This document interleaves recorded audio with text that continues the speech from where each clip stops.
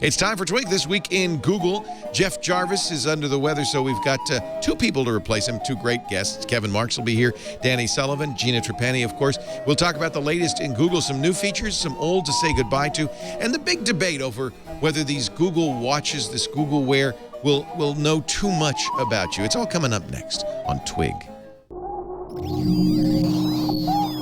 Netcasts you love. From people you trust.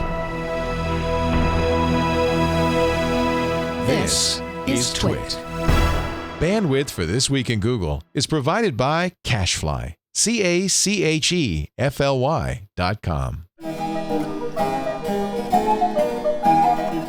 This is Twig, This Week in Google, episode 241, recorded March 19th, 2014, The Birds.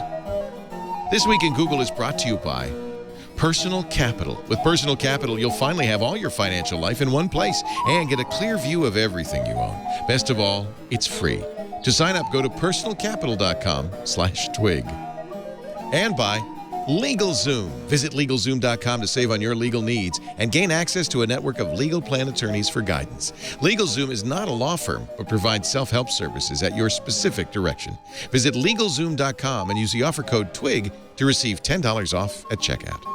And by Squarespace, the all-in-one platform that makes it fast and easy to create your own professional website or online portfolio. For a free 2-week trial and 10% off, go to squarespace.com and use the offer code TWIG. It's time for Twig This Week in Google, the show that covers Google and the Googleverse, the cloudy, partly cloudy Googleverse. Joining us right now from her mom's basement once again, beautiful Brooklyn, New York, Gina Trapani of smarterwear.org. Hello. And thinkup.com. Nice to see you once again. Good to see you. Host of All About Android. Is Jeff hoarse? Did he lose his voice? He lost his voice. Wow. Poor thing. Also, and he's also on the road, so it was like bad internet connection and no voice. He opted out today. He can take a nap instead of doing Google this week. Interesting. Larry Page is using his voice at TED, so maybe he stole it. Maybe he sucked the voice away from Jeff just for that one particular. I think Larry Page has that evil power, actually. That's Danny Sullivan, searchengineland.com, marketingland.com. It's great to see you once again, Danny, one of the most astute observers of the search scene. And it's really gone beyond search to SEO and everything else, too. And, of course, Kevin Marks is also here, who has worked at the Googleplex, among many other places. Nice to have you, Kevin. I appreciate it. See you. Jeff's in London, right? Is that where he is? He is. I believe so. Maybe you can help him, Kevin. Can you recommend somewhere that he should go? What, to get his better voice? That's tough. Isn't there a guy there who helped the king? I think he is. Go to Jeffrey Rush. He'll fix it all Jeffrey up for Rush. you. Yeah. Yes. Yeah. If he just checks Foursquare, he will find the places that I've been. But my recommendations tend to be like 15 years old. It's like, there used to be a good pub somewhere around here. Oh, right. It's a building now. I know the Hammer and Tongs is here. Bits of London don't change. Bits of London have been completely turned inside out since I left. Yeah. So there are new bridges and extra tube stations. It's very disconcerting. This is why it is no good to leave the homeland. Well, now my son's at university there, so I can ask him. I'll get all kinds of student hipster recommendations. Excellent. It started in a Google blog post yesterday, but now we've seen video and more. Android is coming to wearables. Well, we knew that Google had some great interest in wearables, both with a Google Glass, of course, but also a Google Watch. But now apparently they're going to use Android, or they want you to use Android as an underlying operating system for wearables. They call it Android Wear. And it is pretty much, in fact, we can watch the video as we expected, kind of a version of Google Now for wearing. And in this video, it's these are all prototypes. Nobody's making it, including Google, by the way. This is something that at least Motorola and LG have announced. They'll make watches. And as you can see right there, it's Google Now cards that will pop up, even on a round device. That's the Motorola device. Tri-County? Let's go to Zuma. I have to say, this is the first watch I've seen that has a kind of a use case that gets me excited. I think the addition of Google Now cards is really valuable. Definitely. Google Now is the hook here, right? That's what makes me want this so bad. And this video is pretty cool. I mean, they're showing some interesting use cases. You notice when he picks the watch up, it automatically shows him contextual information. Oh, they're 2 stops away from your destination. Those women are dancing on the line, and they kind of raise their wrist up, and the Google Now tells them what song they're listening to. Voice search. I mean, and this is an interface that we all know and love already on our Android phones. So seeing it on the watch, it's like, oh yeah, this makes complete sense. Yeah, exactly. You can say, what's the score? You can actually text somebody via speech. You can, they showed the QR code for an airplane ticket. Check in, go through the check-in with your watch. This seems like a good idea. And it kind of confirms what I'd been thinking, which is that Google sees Glass more as a way to learn about what wearables can be than as a particularly important product. It makes more sense for them to do with wearables what they did with smartphones. Not necessarily make them, but make the operating system underlying, make them run on Google. Does that make sense for you, Kevin? I mean, it makes a bit more sense. I haven't worn a watch in a few years, so and the last thing I wore on my wrist was the exercise band thing that stopped working. So right. I can see it makes a bit more sense, but it's does it end up being a peripheral in the same way that the Google Glass is? Do you still have a phone in your pocket and this is just a little extra screen that things pop on, and in the way that some of the things that they've already built are? That could make some sense. But I presume it doesn't replace your. They're not assuming it's going to replace the things you use the phone for entirely, are they? I would imagine it's like glass that ties to a phone. I would think, Yeah. right? Yep. Yes, it is. Yeah. Okay. Yeah. I mean, when you make your app Android Wear ready, you're adding code in the app to talk to the Android Wear device, but it's running on your phone. So when you dismiss the notification on your watch, it dismisses on the phone as well. So this is an add-on to your phone. Okay, this isn't a standalone device. So it's not like a Chromecast. It's not. It doesn't sit there and do stuff on it. You control it remotely, but it does stuff on its own. But imagine using it with Chromecast as a remote control. That would be a nice feature. To me, this is essentially you nailed it. This is glass. It's just not on your head. And by the way, it's called wearable. Oh. It's not called watch. It's glass, but I think it's better. I think it's better described from all the videos as Google Now on your wrist. Right. Because glass has Google Now that comes into it, but what glass typically does not do is pop up, in my experience, with all the same things I get with Google Now when I actually open it up on my phone. And that's the difficulty with Google Now is awesome. I mean, it's scary awesome how well it predicts stuff. The latest thing I saw recently was I was popping it up and it was reminding me, that a television show that I wanted to watch was going to be on. It's like, oh my God. Why don't you just watch it for me and let me know how it went? But glass has never Spoiler. Yeah, exactly. But glass never does that, right? If I have glass on, it doesn't pop up and say reminder, or I don't have it on enough to whereas, sometimes there's been cases where I haven't had my phone, but I would have. And so when I do open up Google Now, there's the reminder there. But you could see that this makes a lot of sense to kind of give you those alerts on your wrist that comes in. So that's very, very compelling. And, I brought up my Galaxy Gear Watch, right, which has all these little notifications that come up. And look, I can even tell that my Clash of Clans was rated recently. It's very exciting. Right? I get that notification too.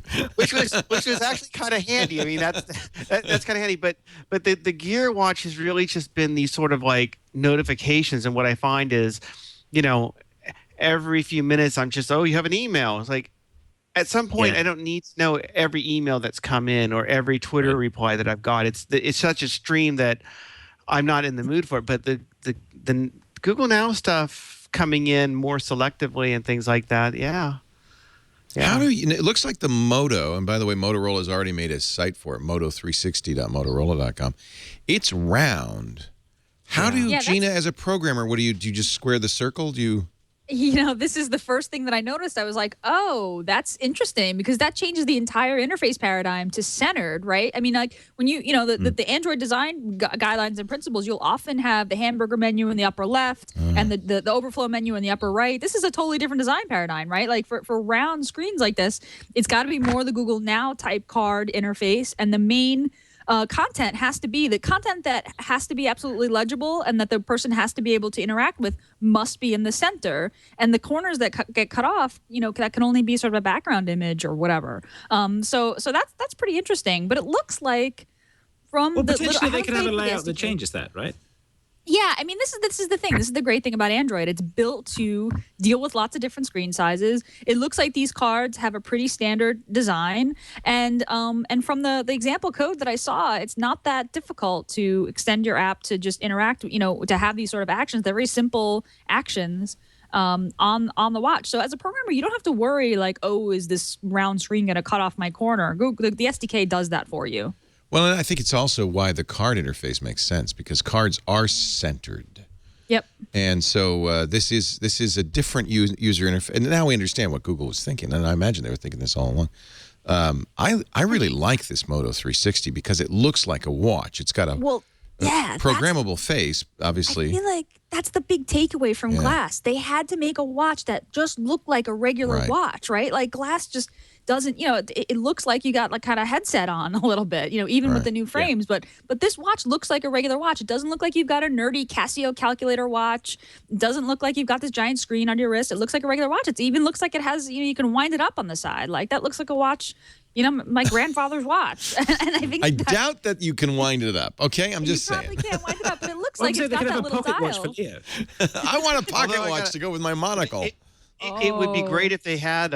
It would be great if they had figured out a way to, you have some of those the kinetic things that will charge themselves as you're walking. Because that would be neat. The big downside I heard from the Moto watch that came out is that, you can't plug in USB to charge it directly from apparently what they've said. So people are like, and I guess the hangout they did today, they didn't exactly say how you can charge it, but the idea is that maybe there's wireless charging. But, that's been the problem with the Galaxy Gear is that I go out on a trip and it's like, okay, now I got to take the little thing that I clip around it so that I can plug it in and charge it. That's a pain. I don't want a proprietary thing. Well, I've it's got funny. A USB cable, so just make that work. I just gave my my Pebble watch to Chad. He's wearing it. I've been loving it. Well, how did you charge it? Because I couldn't find the charger. So the moment you gave it to me without the charger, I went to Amazon and bought a charger and had it 2 days shipped, and so I got it yesterday. How much is the charger? Seven. Oh, good. Like nothing. Yeah. But that's a good example. It's a proprietary charger. There's no way you could charge it if you lose the charger. Good. And so you love the Pebble watch. I have been absolutely loving it.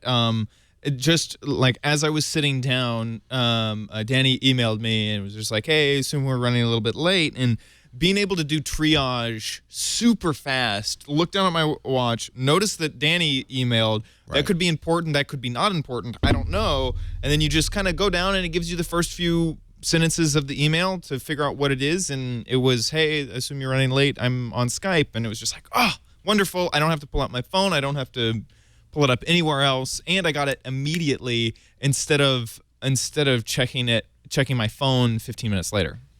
Now, of course, this is the Pebble, and one of the advantages of the Pebble: long battery life and cross-platform. It works with almost any device. I don't know if Android Wear. I guess it's going to require Android on the phone. I don't know, but I would guess so.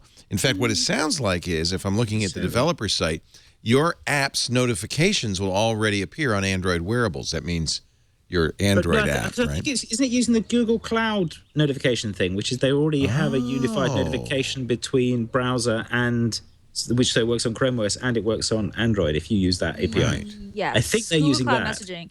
Well, and it does do it does do that. It does the notification dismissal across devices. So you dismiss the notification on your phone, it gets watch, and it gets dismissed on your phone. And I believe from what I saw on the developer site, existing apps notifications will work in a rudimentary way on the watch out of the box. But if you add a little bit of code, you can enable, voice reply, for example, if you got a text, and it does look like, of course, it was the developer marketing video. It looks like a pretty manageable bit of code that you have to add in there to make your app, work with. I can play with my. And to Google's credit, they've really made an effort to go cross-platform. Game Center or whatever they call it now, the Google Play Games is cross-platform now. All of a sudden, Apple folks can use it as well, which must peeve Apple off a little bit. So Gina, if Yeah. I'm clear, does it sound like that it's possible that you could have one of these watches and it would still interact with apps on the iPhone as well through the cloud notification? I mean, or would it be that? As long as it's can iPhone apps support cloud notification? No, I not at the believe moment. so. Not at the They moment. can? Oh. I'm not sure. I'm not sure.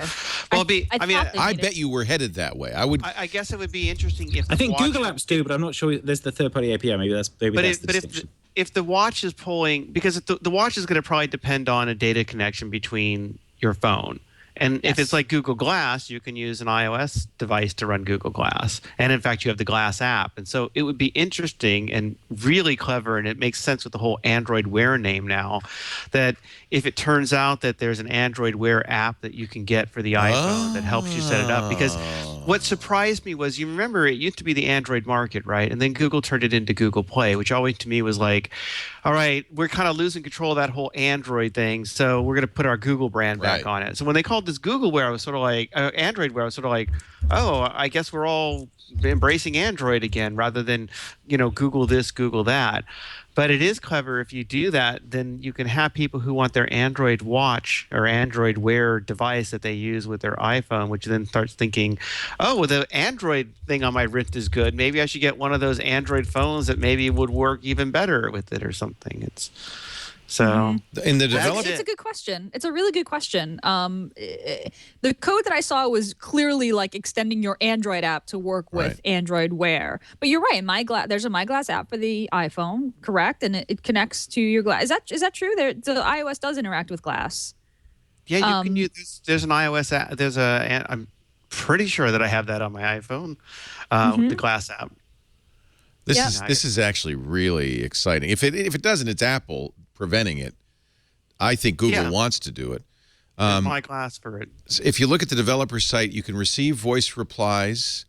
So if you want to customize it beyond the kind of simple notifications, it says your apps notifications will automatically go to the Android wearables, but you can then have something like Say Reply, and the system will deliver the text to your app on the phone for sending on. You can add notification pages visible specifically for the wearable. You can stack notifications. That's kind of cool on the wearable. And you can geofence. So you could trigger notifications contextually. And that's what was happening, I guess, as people were, you arrive at the airport and pop up the QR code. But you can understand that's happening really now. Yep. Yeah. Activity detection APIs will let you know if the user is bicycling, for instance. You can gather sensor data. Android. Yeah, display it in real time on Android wearables. This to me sounds this is what a wearable should be. And this sounds like an API to Google Now. I mean, we forget Google Now is Google's proprietary app, right? That's not part of AOSP. And this Android Wear, this layer where you can get your app to talk to Google, to what seems a lot like Google Now. I hope that extends to the phone. I mean, I would love to be for my app to be able to go into, to plug into Google Now as well. I mean, essentially, Google Now might just become like the super widget, on your phone. Like, we've got widgets, of course, but Google Now is kind of becoming the stream of all the contextual things. So it's interesting to me because I wonder, is Android Wear, is there going to be an open source version of Android Wear, or is Android Wear Google's proprietary extension that goes on top of, Android that apps can talk to? It sounds like right now it's an extension. It's a layer on top of AOSP. Well, the other interesting thing too is that it kind of turns Google Now potentially into. It kind of lets Google potentially centralize all the app notifications. So again, if I go back to the Gear, I have an app on my phone. That app talks to my phone and then talks to my watch. Whereas if you're an app developer, it may be that, your app is constantly doing things even if the phone's not even on, right? So if the app developer is, rather than trying to send the stuff wirelessly from the phone to your watch, it's sending it through Google Now or, the Google Now API, whatever, and then it pops up as a Google Now alert. Yeah. then Google kind of gets, one of the things people have talked about is, well, Google's going to lose control because everybody's moving to apps and it doesn't control all the apps. And so, okay, we won't control all the apps. We'll just control all the cloud notification systems for the apps so that, you have that synchronized notification and the apps can go beyond just being on one device as well. I mean, you could see it going further, right? You're watching TV. Why wouldn't you want an app that has something to tell you necessarily you might want it to pop up on your Google TV or your Google Chromecast or, whatever. I'm sorry we missed the Moto 360 Hangout. Did you go to that, Danny? No, I've read a couple of CNET, and I think Engadget had a thing on it too. And it was interesting. They talked a bit about the circular design, why they went that way, and they said it's because if you have a big watch, if you have a rectangular watch, and it's that large, they felt like the circular actually makes it a bit softer. I agree. They apparently said women want to have big watches on their wrists too, so that'll be fine. It's not just a man watch. It's not just man-sized. Yeah. They talked about the wireless issue. They talked about how the charging might happen. It's water resistant, not waterproof. Look at in the Hangout. Apparently, one of the hosts, the woman on the right, is wearing it. So as big as it is, it doesn't. It's clunky. It's but it's not. I mean, I don't think it's well. It's a style of watch. It's too. a style. Some people like chunky. I like chunky watches. Is it that big because of the battery? It needn't be that big for the screen. I think it's the battery. Yeah. Battery and whatever else radios it might have in it. I mean. Yeah. Oh, and they didn't put a camera in because they felt like it wasn't necessary. And I have to say that's been when you go back to the Galaxy Gear, it's like. I mean, it's nice you got the camera in there for the odd occasion I want a novelty value, but it's this $300 watch that doesn't, that if you dropped all this stuff off would have done, just as much as I probably needed to have. I don't want a camera because I don't want to get beat up in bars in San Francisco. Well, camera in a watch is kind of weird anyway. I mean, you can't really. It can only be used for selfies, I'm assuming, and it's still going to be weird, right? I mean, I have used it, and I actually have gotten. It's usually we're at like a restaurant, and I'm playing, and the kids are doing something, and I just snap a little thing, and there are odd cases where it has been kind of neat to have because I haven't had to fumble for my phone. I've been able to just do a quick little shot or whatever, but it's so rare. It's kind of like, when I have glass, I could just take a picture this way too. And there are times when that's useful, but for the most part, my phone is going to give me a much better picture. And if they had dropped the camera out of Galaxy Gear and the price had come down, that would have been one of the bigger things I think that would have helped with it. What's going to be interesting now, I think, is I just don't know what Samsung's going to do because they're progressing with their Galaxy Gear thing using their own platform. And then I think Android Wear, and this is getting way ahead of stuff or whatever, but I think Android Wear actually might come across as a much better sort of platform, even for Samsung users, because they can use it with a Samsung phone. So then it's like, have they just consigned Galaxy Gear into nothingness with this? It's cool if you download the SDK or the Preview SDK, it has emulators for square and round. So you can immediately see what your display is going to look like in the emulator, and you'll know, am I going to cut off the corners?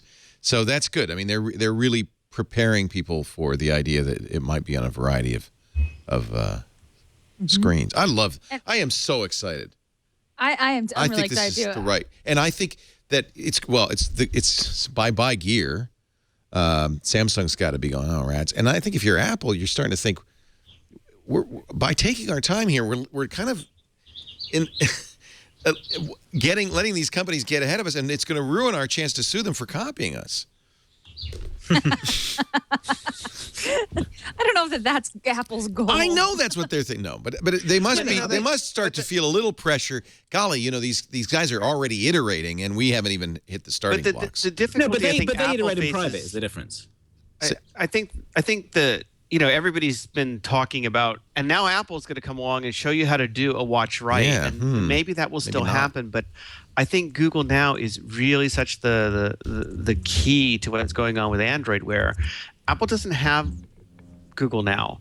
They've got Siri stuff, and they've got some things they can predict, and maybe they can come up with a Siri that's sitting on your wrist as well. But, from what I have seen, the Google Now data is so much more rich, especially in that it is coupled to Google going through your email and your calendar and all the other stuff that you do if you've agreed for them to go with that stuff.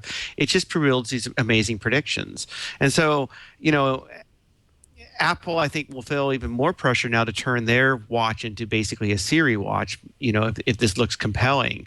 But then they also have to do much more to try to gather in some of this data, and they don't have some of that data.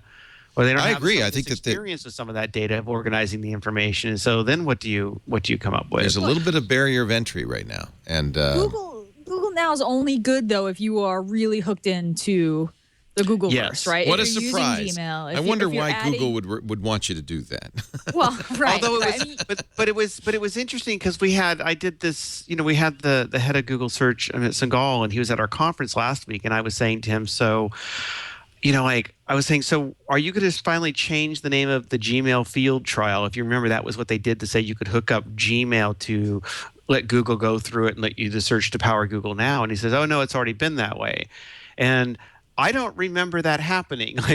Like, if it happened, it must have gotten past me. But I don't remember at some point where Google said, now all your Gmail is being analyzed for Google Now.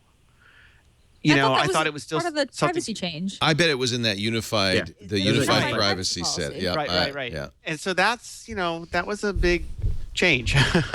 Well, seeing Google Now's cards reminds me of like how much data I've given Google, right? And that's why Google Now's only as good as the data you give it. Like I've set, where my home is, where work is located. You can, I use Gmail as my primary email. I use Calendar. I add locations for calendars, time. I add invitations to people who are attending things with me in Calendar. If you're using, iCal and your own IMAP server, and you're not signed into, Google Search very much, like Google Now isn't as useful.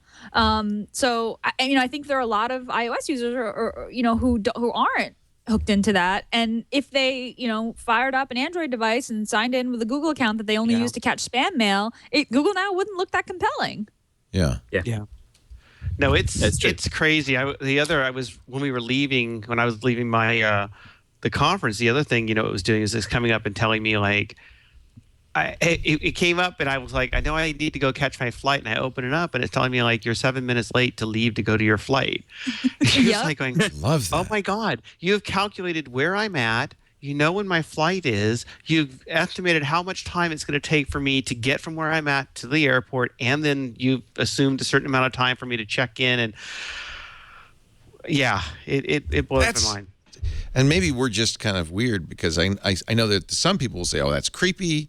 I don't want to give that much to Google." But Well, for God, me, I it's- think this it's is what computers were invented to do. Or I'm looking at it now and it's like telling me, it's like, hey, here's your Amazon shipping. Like, I don't know if you can see Yeah. this. No, Like, I'm your looking at mine, power the same cover thing, yeah. has shipped and your Yeah. Titanfall has gone, and that's just from my email, right? I searched for But that's Jeopardy, the- and now it's telling me when Jeopardy's on. Yeah. But that's the challenge, Yes. say, an Apple faces, is because in order to get that data, you have to read They their don't get it. email. They don't And get it. Yeah. and then you have to store their email and go through it. Of course, this is the thing that Microsoft puts up against it, and this is the thing that involves the suit that Google's going with and just Right. got dismissed as a class action, which is, even if you're not showing me ads, you're reading my email and doing all these things with it. But if you're comfortable handing it over to them, you get some pretty awesome stuff that comes back. So, one thing that I find amusing about it is that it gets confused about how I travel because I sometimes cycle and I sometimes drive. So it thinks I want to cycle to Yes. San Francisco. It'll take me 5 hours. It has But done if that you me wanted too. to, I wanted to. That would be the way to do it. assumes But that I'm walking to work in Manhattan. So like in the morning, it'll be like, you should have left an hour and 3 minutes ago if you want to make Right. it to work on time. And I'm like, I panicked and I was like, oh no, I'm taking the Oh. train. And I was but like, can oh, you not these- go in the settings and fix that? Yeah, It's yeah, just trying yeah. to- I went in It's settings just to trying to encourage you to, use public you can transit. pick one mode or another. Yeah. So if on this one I can click it and say, but it says, how do you usually get around? It doesn't say, well, if it's San Francisco, I go on the train, but if it's around the corner, I Right. go on my bike. You do both. Yeah. Yeah. And if it's Hey, if it's the early street, days. I'll This- take the car. They're going to I mean, refine no. this. Also, the think thing Larry I Page actually was do is having I the bike same- to the station, then get on the train. It has no concept of that. Yeah. I think There's Larry no Page was public having the transport. same problem because there was no I'm flying by helicopter option. Am I Something using the like jet today? Nan, oh Nan. Did you see theirs? Jet, helicopter. Will I be flying helicopter jet, or will I use the jet pack? Elon Musk would be like, It really needs a rollerblade option. I'm rollerblading, of course. Rollerblading, there you go. Well, I switched it to public transit, but it now says, "Oh, you need to take the bus to the station." It's like, no, I want to cycle to the station and take the train. Well, come on, They're not Kevin. here. You're just a weirdo. We're I'm just a nitpicking weirdo a for little using public bit. transport in California. Yeah. I think it's great. It's going to get better, and the more data points it gets, the better it'll get, and Wear is going to take advantage of it. This all makes sense now. When you look at what Android Wear does, this all makes sense. We knew we were headed this way. Have you seen this stuff? What's that? It says new content available.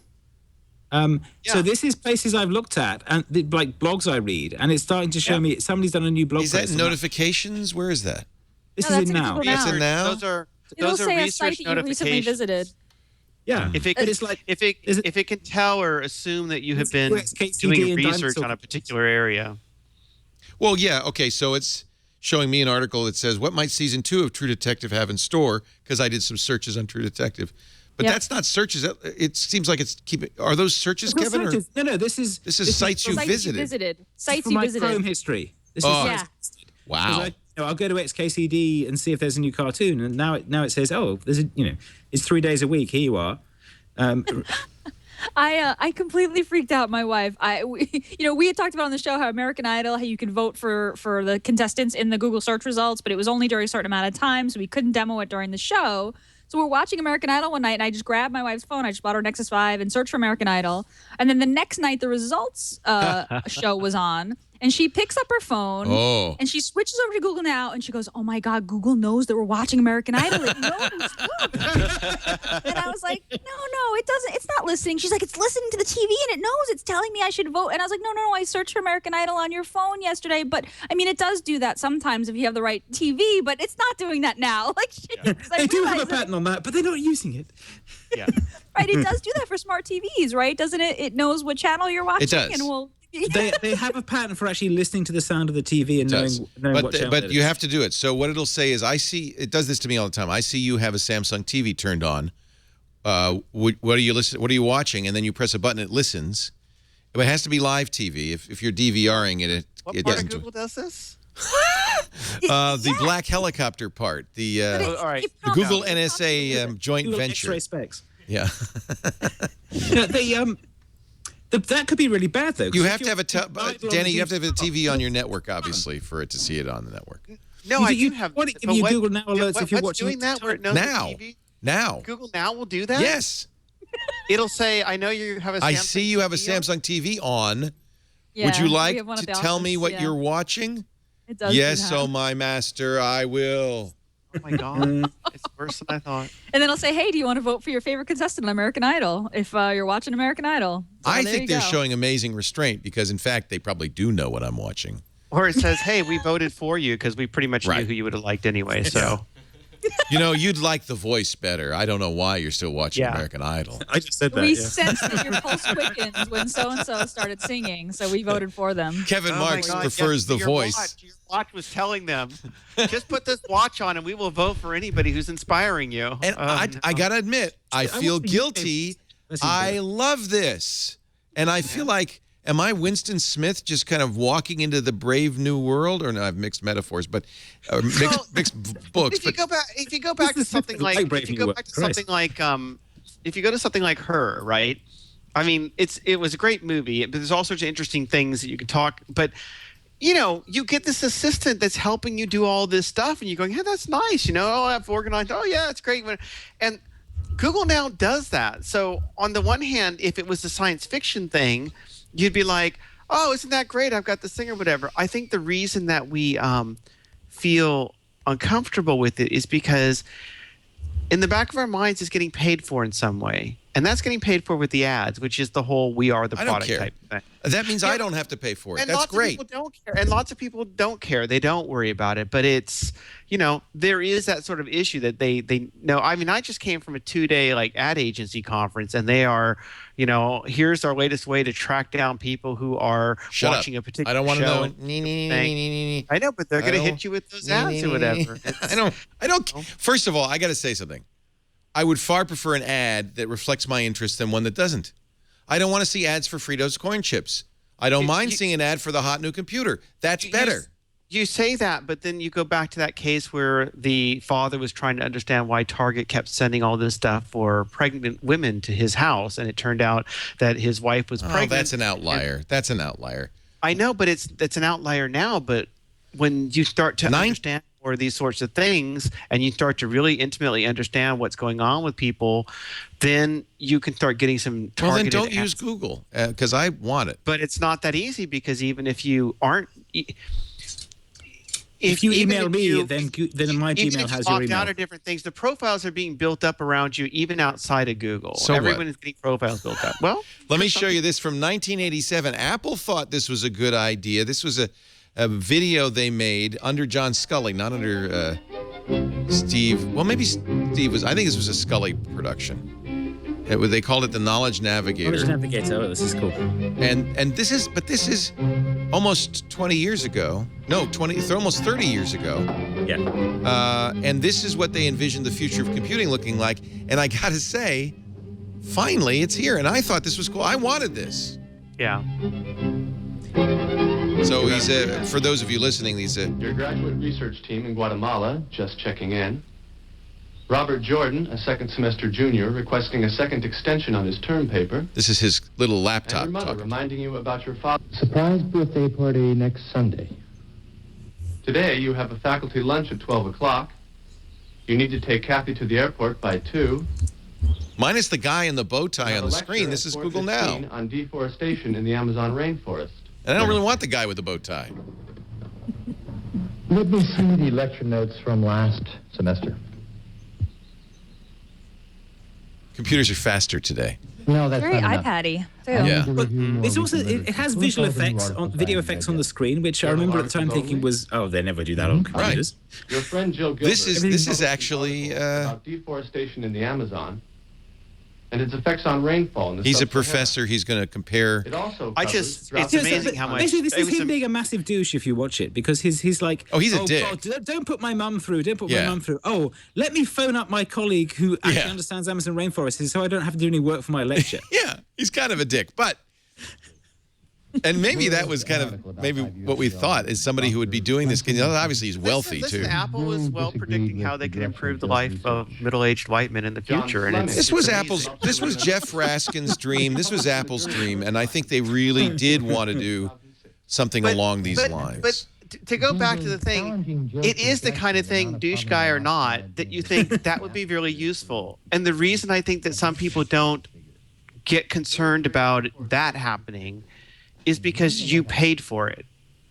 You probably paid a lot of money for your Apple Navigator device or whatever, and Apple didn't make a lot of money. And they don't know enough about you to make it useful. Right. And so, but I agree with you. This thing knows about it. Very powerful.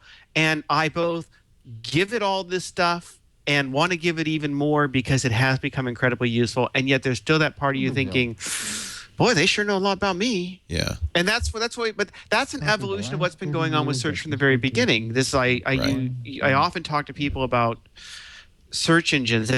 People always like, well, why are people just not going to start using Bing, and why won't they just go off, and why can't they stop using something else? And I said, well, look, a search engine is like your best friend, that you turn to it every day and ask it things. And in fact, sometimes ask it things you would not even ask your best friend, right? And you have built up a relationship with your search engine through these dialogues over the year. And your search engine predominantly is Google. And it's come back with good advice. And so when Bing comes along and wants to be your best friend, it literally is like some new person coming along saying, hey, who are you? Hey, let's be friends. No, like, I got a friend. I got a friend. It already knows about my fungal infection. I don't want to share that with you, Bing.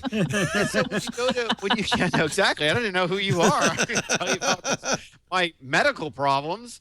So they start showing up on your watch when you're dancing somewhere. Yeah. And so Google Now is really becoming even more this personalization of search. I mean, search has never been that you just put in keywords, although again that's predominantly been how it's done. But it is another extension of search, and it is another extension of our relationship with Google. They've yet not given it a cutesy name, which is odd, right? Because Microsoft is going to have their Cortana, and we have Siri and Google Now. Google Now continues to be this product where it's not an application, but it's something else, but it's a technology, and I feel like they haven't quite closed the loop on what that is, and maybe we'll get a name. They've closed it in their minds, but they haven't closed it publicly.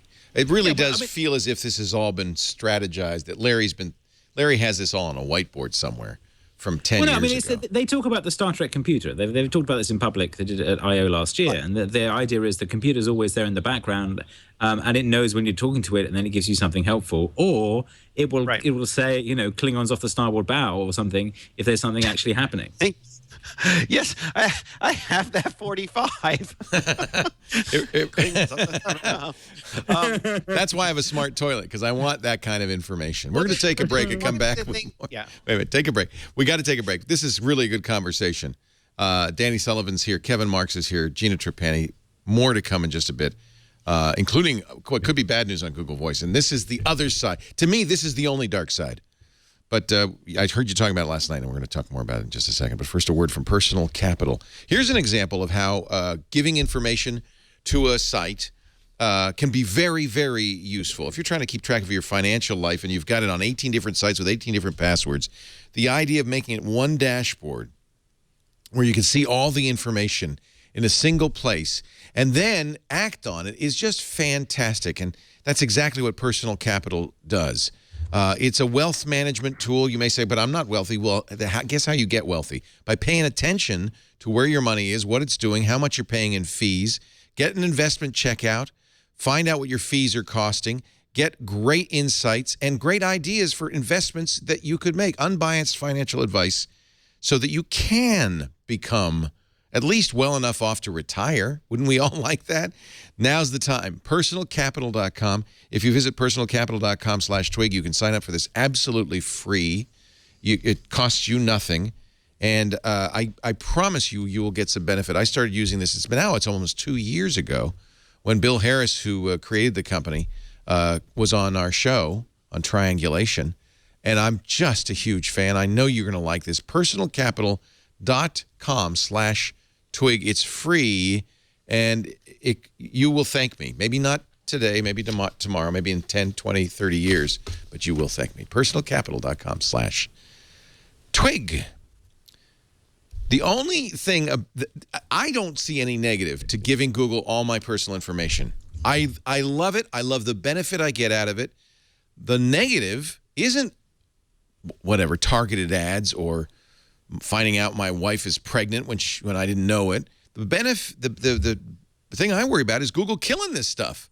I'm dependent on it. That's what I'm worried about. And now I hear that Google Voice may be on the block. Hostage. It's like, oh, they own me. Now you're dependent. Now we'll kill you. I'm happily owned by Google.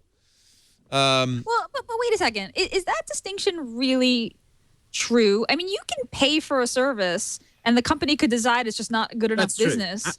And decide to shut it down anyway, right? I mean, that isn't really the difference between but what's the benefit I get from Google, paid or not? It's not that I don't have to pay for it. That's not the benefit to Google, because I gladly pay for it. The benefit is that by aggregating all the information they get from all these different sources, they can make an amazing big data discoveries that are valuable to me. And in fact, that doesn't. Sorry, go ahead. No, you go ahead.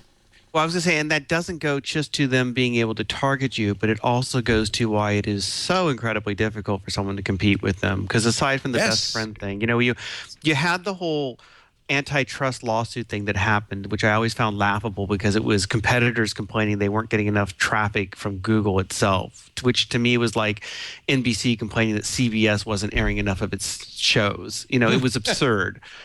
The real reality, if you were going to go after Google on antitrust grounds, to what antitrust, to my understanding, originally came out of was you didn't want to have a manufacturer owning all the elements of production. You didn't want the railroads owning all the land alongside the railroads, owning all the things that made the railroads, which provide the energy for the railroads. And you didn't want to have them to have all this stuff because they can conduct a thing where somebody else can't compete. And Google has so much data in so many ways that is incredibly difficult for someone like a Bing to go through and compete when they can harness all the stuff in his email, or an Apple, right? But Apple's not trying to compete with them in terms of being... Apple's taken the opposite tack. We're going to be the privacy company, but there's a disadvantage to making that your goal. But it's not, Apple's taken the view by and large that we're going to produce great devices.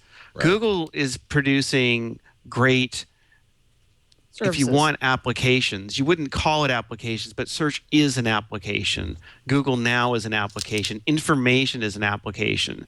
And so you can also argue that they could both survive this, because even if Google's devices are terrible, the information application that they provide can show up on anybody else's stuff, and in fact does show up on all sorts of Apple devices. And even if Apple's information is lacking, it as a beautiful hardware manufacturer could tap into, if it wants to, all the Google stuff that's out there as well. And they haven't really totally solidified, where they're just completely separate and you can't do it. There's a lot of reasons why they can still work together. I think the challenge tends to be like, if you're somebody who wants to compete on the information side, Google potentially has a weakness that they're not as good if you don't use their email, right? So, what do they do in that case to kind of pull you in and get that sort of information? Or what does somebody want to compete with them, pull in the email and do some of that other stuff as well? So the reason I'm worried is because, for instance, Google Voice, which I live by. In fact, I just told somebody about it, and he was all excited. He moved all his stuff to Google Voice, and now I see from 9 to 5 Google that they're planning to move it to Hangouts. Now, you might say, oh, well, that's not a problem. They just moved it to Hangouts, except they also moved other things to Hangouts, and not all of it went with it, like Google Talk. So I'm concerned about features disappearing. I heard you talking about this yesterday on All About Android, Gina.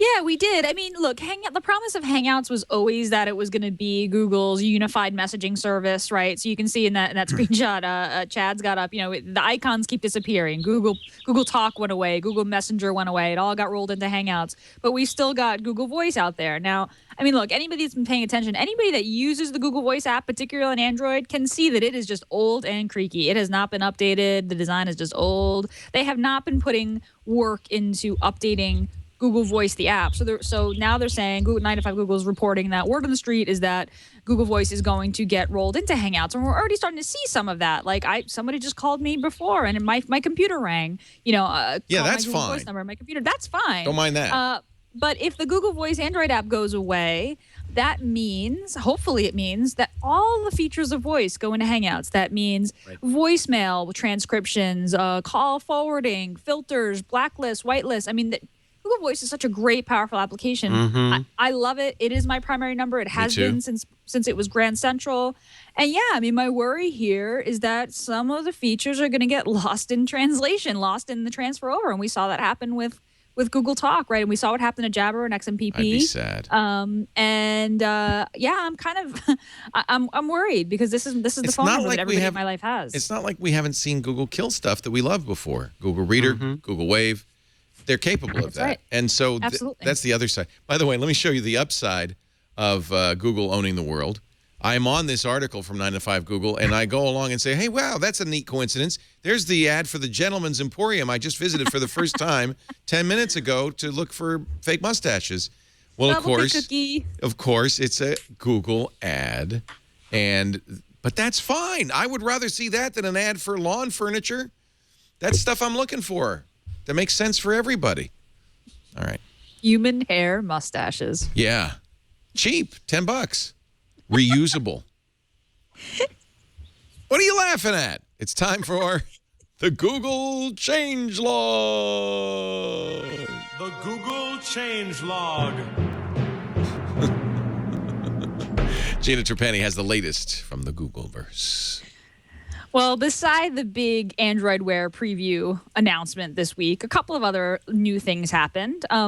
First, Google, your search results on google.com and your desktop are looking a little cleaner, a little nicer. Google rolled out the Rare redesign with a few nice updates. I like the Verge's headline on this. Yes. The Verge's headline is Google removes underlined links, says goodbye to 1996. So your links are no longer underlined unless you hover over them with your mouse. It used to be that's how we would know it was a link, is because it was underlined, right? That's right. Yeah. That's right. I mean, it's still that old school default browser blue, which I love. And the followed links are purple. But the thing is, the green links they put underneath are not actually clickable, which is really annoying because I always try and click. Oh, that is annoying. They were never clickable. That breaks. I know. That breaks the web. That's wrong. If it has a .com on it, They were never clickable. And in But fact, why were they never clickable? because they were never clickable. They were never clickable. So Because you're Marissa complaining said about so. something that hasn't happened for 15 years. But the reason, the design is interesting because I asked the guy in charge of Google search about this. He's like, it's just an experiment. And then the next day they're like, okay, now it's official. Like, yeah, It was a quick experiment. Right? Seriously, the next day you had to make it official. You just couldn't say it. But you would better ask the question of why do you have the URL listed when you also have a link? And the answer is because people look at that URL. Yes. People they have found people look at that URL to help interpret whether or not they want to go to the search results. That's actually very useful. The other thing aside from the thing, can you generate those search results again and bring up an ad? Just search for mesothelioma or anything that will have lots of ads. Yeah. The other really significant change is, can you spot the ad? Well, it says ad. There's a big yellow ad. And at first you'll think, oh, it says ads because it's got that big ad next to it. But the ads previously had a delineation box around them. They had colored boxes, right? There's still a little thin line, a little hard to... tiny. Well, yeah, but there's a delineation, so we're good. But initially, my feeling was, well, yeah, how could you miss those big orange ads? You go back and start searching now after about a week, and I found myself struggling to understand, was that an ad or not? I had to seek out to identify that. So they still box it on Android. Interesting. Yeah, they may change it a bit more. Well, yeah, because they like cards on Android, right? Right. So maybe the next thing that'll happen is the ads will turn into cards and desktop as everything turns into mobile, so that eventually there won't be a mobile. Everything will just be same things again. But I think that change that they made is significant, and I think it is likely to cause people to I think over time people will stop thinking about that stuff as ads. But then there's other things going on there where it's do a search for Nest thermostats, by the way. You'll like this if it comes up. Oh. All right. Typing. You have to show me Nest, no, not Nest, but Nest thermostats. Okay, I'm doing it, Chad. There you go. Yeah, that's it. Now come over there. Oh, wow. Right. It went right to Nest. Hey, click on the thermostat and spin it around. See the icon? Oh. Ooh. Oh, yeah. So that is like a whole new ad unit that they have tossed in that wasn't there before. But you probably don't anticipate that looking like an ad unit because it looks a lot like the knowledge graph boxes that they have over there. It does. It says sponsored, but it does. Yeah, it does. I don't love this. Yeah. This does feel like trickery. Oh, you'll get used to it. It says sponsored. Yeah. Well, and if you go back to the mesothelioma example, the right column has ad, but it only has ad once. And then, oh, shoot, now I got to type it in again. Mesothelioma. Why did you suggest such a really hard to type name? Because as my joke goes, all those auto-driving cars and Google Glass get paid for these by mesothelioma. There you go. Right? These are the ads that cost $100 per click. This is where they make their money. This is expensive. So the ad, it does say ads at the top of the column once, but then the rest of the column does not. And so if you scroll down a little bit, you aren't seeing ads on the left, but you are seeing ads on the right, but it's not clear. There's no distinction at all now. So they technically they're labeled, but I think that over time people will probably ignore. I mean, people already struggle anyways with the old system. You would do surveys and people wouldn't necessarily care. And to some degree, you can argue it doesn't matter, right? As long as the information is relevant. It matters to me. I don't want to. You don't want to intermix those. That's a mistake. Didn't it used to be like a big honking green box? Yeah. It was green, then it was orange, and it was purple, and they go through all sorts of things. Yeah, it's like fashion. Yeah. Those could be blocked by ad blocking programs, though, right? Well, unless you're using the ad blocking program that Google has a deal with to not let their stuff get blocked. Yeah, right. No, these are high quality ads. We're not blocking those. You could buy your way out of ad blocking. Yeah, plus. All right, continue on. More in the Google changelog. Yeah, so no underlined links and some other tweaks, bigger typography and better line spacing. So cleaner results, Google says. Next change. So last week we talked about this class action lawsuit by this mom who had handed her Android device tablet to her 5-year-old, who then purchased like $70 worth of in-app purchases from a game. Well, the Google Play Store application on Android got an update, or an update is rolling out, I should say. New version 4.6 2.16 has a new setting, the Play Store. You can require a password for every purchase. You can, the setting is called require password, and you can set it to every purchase after 30 minutes or never require a password. So a little more control over how easy it is to spend money on these apps, and hopefully, your 5-year-old doesn't know how to change that setting. And that's rolling out in stages right now. Google Drive storage costs less now than it ever has. The monthly prices have been reduced to $2 per 100 gigabytes, $10 for 1 terabyte, and $100 for 10 terabytes.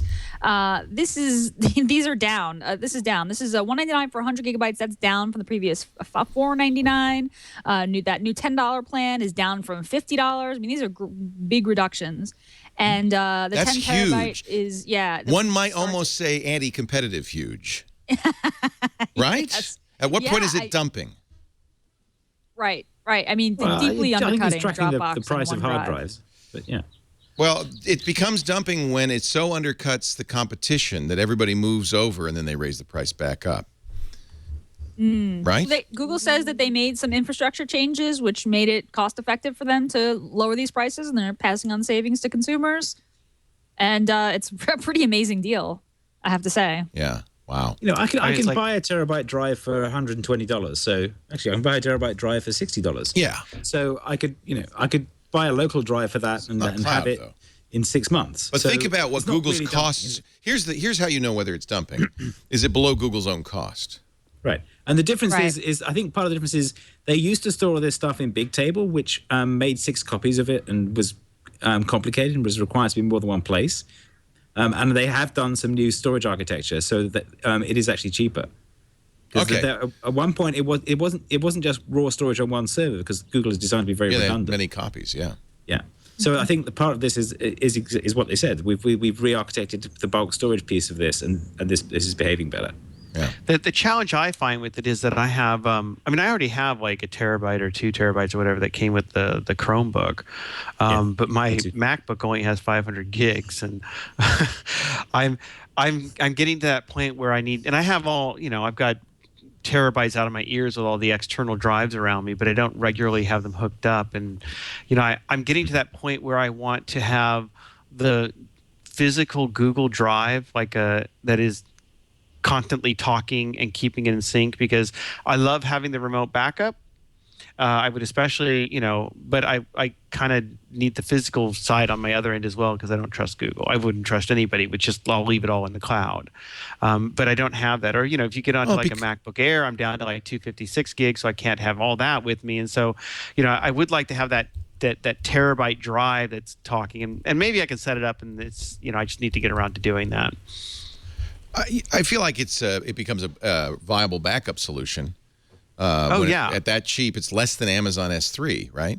So and I could move. I'm now saying maybe I should. I have about 500 gigabytes of images over the last 12 years.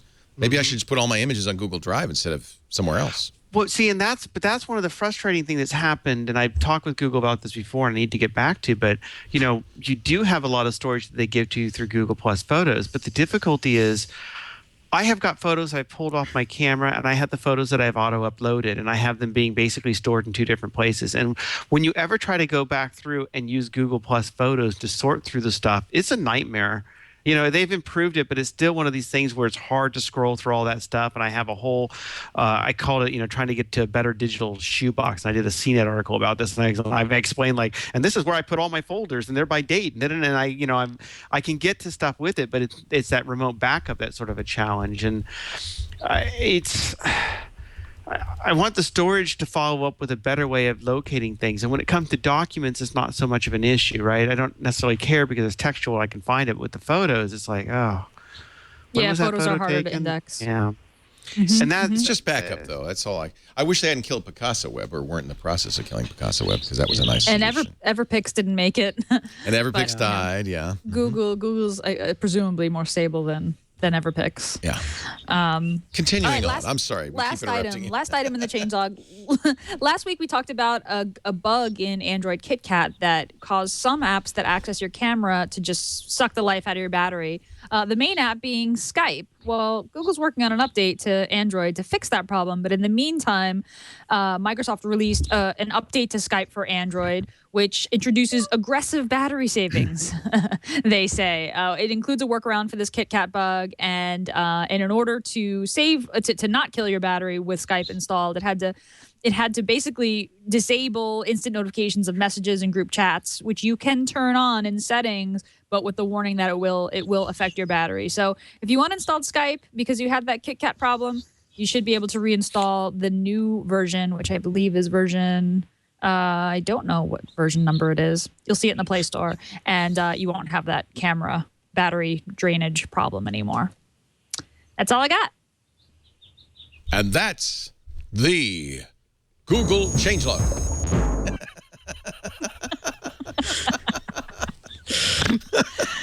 I love it. We're easily amused. Easily amused. Thank you, Gina Trapani. YouTube is apparently building a version of itself for 10-year-olds. I thought that's what YouTube was. Maybe I'm wrong. They want creators to create child-oriented content. This is all from Jessica Lesson's The Information. A version of YouTube for those under 10 is actually a great idea because you don't want little kids to be browsing YouTube. It's pretty clear that my daughter's going to watch YouTube a lot more than she watches TV. I mean, we watch puppy videos on YouTube, and she's thrilled. She just wants to watch clips of cute puppies, and I can see that's probably not gonna change much. Although we do watch Sesame Street clips. Kids 2 years old know how to get a tablet, launch YouTube, and watch videos. They just know. So you really need to do something. And so apparently this is not anywhere near release, but I hope this is true. YouTube also has trusted flaggers. Chad, are you a trusted flagger? I don't flag enough, I don't think.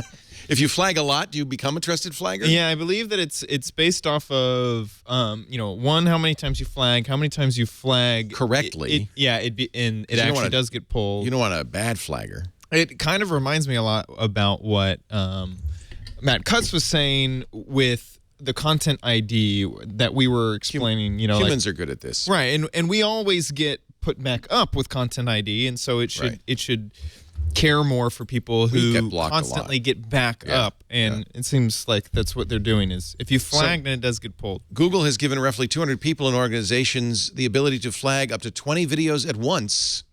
And presumably when they're flagged by those organizations, they get special care. And by the way, this includes the UK Metropolitan Police's Counter-Terrorism Internet Referral Unit. It's getting rid of extremist videos, apparently. And hopefully this just doesn't get... That's all to help Dave Cameron with his "We can't have child porn. We've got to get me reelected" campaign. I'm a little more cynical than that. That thing got fired for having child porn. Yeah, isn't that funny? You see that part of that? Yeah. What was that? His advisor. His advisor? All right, yeah. Lovely. Well, I don't know porn, but I know it when I see it, and I see it. Whoa! Viacom and Google settle their 7-year-old lawsuit. According to sources on Recode.net, no money changed hands. This is what kind of launched YouTube, wasn't it? The Viacom YouTube lawsuit? That's what launched YouTube. Well, I mean, YouTube was already going. It was, well, what's really interesting is you just like... 7 years. It was almost a footnote yesterday, and when that happened, it was like, this will kill YouTube. Yeah. Kind of like the lawsuits when Google had click fraud will kill YouTube, or their privacy can. You know what? Lawsuits do not kill YouTube. We got that point now. But yeah, it just shows you how much things have progressed in 7 years, where Hollywood has gone from everything's infringing us, we've got to shut it down, to you know what? We've had now 7 years is apparently enough time to get to the new reality. And I'm not taking away from the fact that Google's had to catch up and make changes to make that happen. But what a transformation from you just steal all our content to we probably ought to stop suing somebody that we actually partner with on a lot of stuff as well. And I said no money changed hands, but I forgot to mention that Google and Viacom's lawyers bought a very nice country home on the proceeds. They did fine by him. Yeah. But I love this, by the way. At the bottom of the Recode article, Peter Kafka apparently makes the note that the CEO of Viacom's son, Philippe Dauman, works for Google and has since 2007. Kafka tweeted, "No more awkward chatter for Philippe and his son," to which the son replied, Finally, I can go home for Thanksgiving this year. Just kidding. Almost forgotten the suit was still on. I guess they don't talk about that on a regular basis. Philippe is working on the wallet program. By the way, I got a problem with my Google Wallet. Maybe you guys can help us. Oyster. You've heard of Oyster? That's the bookstore where you pay a monthly fee and you can read all the books. It's kind of like Netflix for books. Did I subscribe to that on a show once? Did you? Do you remember? Does that sound familiar at all? No. Because I get a $8.99 charge every month on my Google Wallet from Oyster. Okay. That's nice of them. And I can't figure out how to stop it. I have no Oyster account. Can't log in. Have you considered having your credit card get stolen? I am going to call Google. Well, you know what I'm watching? Because I only put $200 in the account, and it's slowly dwindling. I'm wondering if what will happen if it runs out of money. It'll take it out of your bank. Will they? Oh, crap. I better call Oyster. Yeah. So you didn't sign up for Oyster? I don't know. I don't have a password. It doesn't have my email address. But you know about it. Like, you've heard of it. Like, it's familiar. Well, that's why it could be, because I'm old and I forget things. I could have signed up for it and forgotten. But I've tried all the email addresses and it doesn't know any of them, so I don't know what the heck's going on. And of course, if you call Google, all you get is a Python script, so I can't call. I don't know. Actually, if you call Wallet, you probably get a bank. I thought you got that guy from the interns, right? you get Owen Wilson. Hey, man. Or the other guy, the Indian guy. Yeah, that's who you get. So if I click on one that's actually a subscription in Wallet, I get a link that says manage your subscription. Yeah. Do you not get that? Yeah, I get that. Doesn't give you a chance to cancel it. Yeah, this one does. Oh, well, let me look. So I sign into Google Wallet. Does. Sign into Google Wallet. Yeah, no, I could cancel that. Let's see. Transactions. I got music. Oh, apparently I just bought Inda Club. Actually, no, that was free, folks. Okay, 50 cents. That's a good song. Okay, transaction. Here's a transaction. Payment methods, offers, there's subscriptions. Okay, here's the subscriptions. Google Play Music, Google Storage, Path. There is no Oyster. They charge me every month, but it's not a subscription, apparently. It's just they charge me every month. They got your... Actually, it's $9.95. Yeah, they got me. I'm down to $4.75 in my wallet, so I have a feeling... Yeah, this is going to get resolved in the next month, basically. I clicked a link in the bottom right corner, and there's a link that says error resolution, but it's just a gigantic pile of legalese. Hang on. Yeah, I know. This is the problem with Wallet. It is a credit card, you'd think. Well, it's a charge card, right? Yeah, well, yeah. I'm so desperate for it to work. Oh, no, there is a phone I'm so sick number. of carrying It says, a credit card. I know. It says call 1-855-492-5538. I will. I'll call him. I better, because I realize I can't let this run out of money, because then I won't get my music anymore. Or apparently my storage. So I have till April 14th. All right. I just wanted to ask if you guys remember me doing that. Chat room, do you remember me signing up for Oyster? Apparently, once you check in, you can't check out. I'm stuck, but I can read any book. We're gonna run because Danny's almost out of time here. Google Play. I'm all right. I'm hanging in there. Are you? Keep going. Yeah. You're not bored yet? Okay. I'll run up to the 3 You o'clock. got a plane to catch, Leo. I got a plane to catch. Oh, maybe I signed up for Oyster with my Facebook account. That's possible. I've got to cycle to San Francisco. It's going to take me 5 hours. You got to leave. If I get there at 8, I need to leave at 3. By the way, that is cool. You got to remember to check Google Play stuff, because there's always free stuff. So I got a movie for free the other day, and I got Inda Club for free. So that's a good thing. Nobody's getting excited about that. Well, all right. I'm just telling you. Well, free is... I've paid them $8 a month, and I can get everything for free. So it's like... Oh, music. That's true. What do I need in the club? Why do I need to download I can listen to that. You're right. It's true. I've got all access. So do I. So that's kind of weird. Well, but then I can have it on my device for when I'm in an airplane. Yeah, you can do that with that. I can listen to it over and over just again. The little clippy pin thing, and it sticks. Just pin it. Tap. Yeah, just pin the music. Okay. Actually, I've already done that. I'm trying to work out what that metaphor is, because like you couldn't really pin any kind of physical media that contains music, could you? Because you'd make a hole in it, and then it would work anymore. It is kind of odd, isn't hammering it? a tack through a vinyl disc or something. It is an odd thing to do. There's no real world analog for, and it doesn't even make sense because I don't own it, but I can have it on my device. So yeah, it's just saying stick it here so that it works when your network goes away. Right. Which is useful. Offline access, right? Right. Yeah. Transformers, Dark of the Moon, and Big. I got free. Oh yeah, Transformers I think came with an Nexus 7. That was Flickster or something. Yeah. And then, but Big was just free. Was a little while ago. Was free. That's a good movie. That's a good movie. Yeah. That is a good movie. And you can see I own 300 too because I like men with nice washboard abs. Yeah. So there we go. You can see them better with the monocle too. Google Play, as I mentioned, has got iOS multiplayer support now. I am amazed that Apple allowed that, given that they have a directly competitive product. But it's great for those of us who use Android devices and iPhone or iOS devices. Oh, and they launched Chromecast in the UK. Today Yes, we got they did. yes, congratulations. And they have BBC iPlayer support for it, which would be really cool if I was in the UK. I'm so jealous. See, my goal is to get Going to VPN that a Google Chromecast from the UK, then just bring it back here. But then you still have to fake the IP address. Yeah. So yeah, you still need a tunnel on the device you're sending it from and on the Chromecast, and the IP address the Chromecast gets. So you need it on both, which is kind of annoying. The only reason I want the iPlayer because it lets you see all the BBC stuff. Yeah. I want to see. But just get a VPN. Use that. I'll look it up for you. We have one. Pro XPN, one of our sponsors, has a London server. So you just go through their London server and you're local.